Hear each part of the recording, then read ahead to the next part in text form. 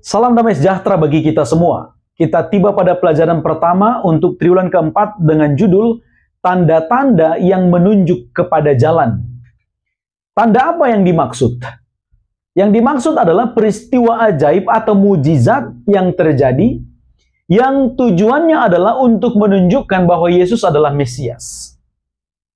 Lalu kemudian, apa yang disampaikan pelajaran sekolah sahabat kita untuk minggu ini?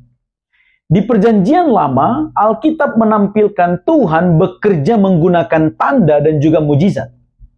Contohnya saja ketika dia menuntun bangsa Israel keluar dari Mesir. Ulangan pasal 6 ayat 22 dan juga Ulangan 26 ayat 8 katakan, Tuhan menggunakan tanda-tanda dan juga mujizat-mujizat yang hebat ketika dia menuntun bangsa Israel keluar dari Mesir.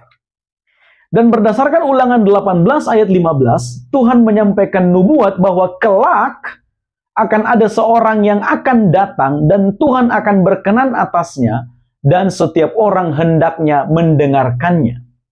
Dan yang dimaksud adalah Yesus. Dan setelah Yesus ada di dunia ini, di perjanjian baru, Yesus juga melakukan hal yang sama. Yesus bekerja menggunakan tanda-tanda atau mujizat-mujizat.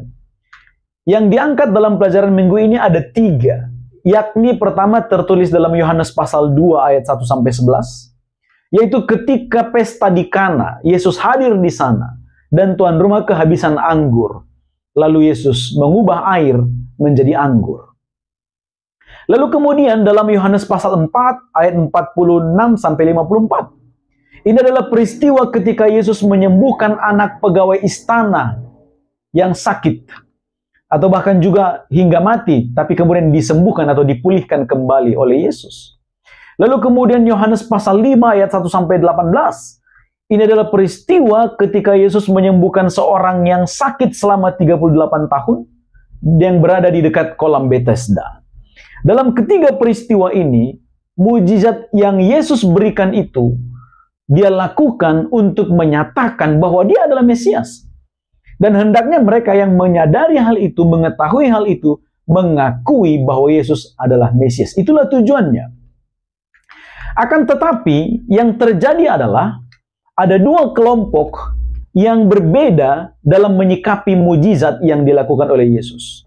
Kelompok pertama adalah mereka yang percaya. Dalam Yohanes 2 ayat 11, murid-murid percaya kepadanya ketika murid melihat mujizat itu terjadi. Yohanes pasal 4 ayat 50, orang yang memohon agar Yesus menyembuhkan anaknya, percaya bahwa memang Yesus melakukan mujizat itu dan dia mampu untuk melakukannya. Kemudian Yohanes pasal 5 ayat 9. Pada waktu Yesus menyembuhkan orang yang sudah sakit selama 38 tahun, dia berkata, bangunlah, angkatlah tilammu, dan berjalanlah. Dia yang mendengar perkataan itu percaya dan kemudian mengalami mujizat itu.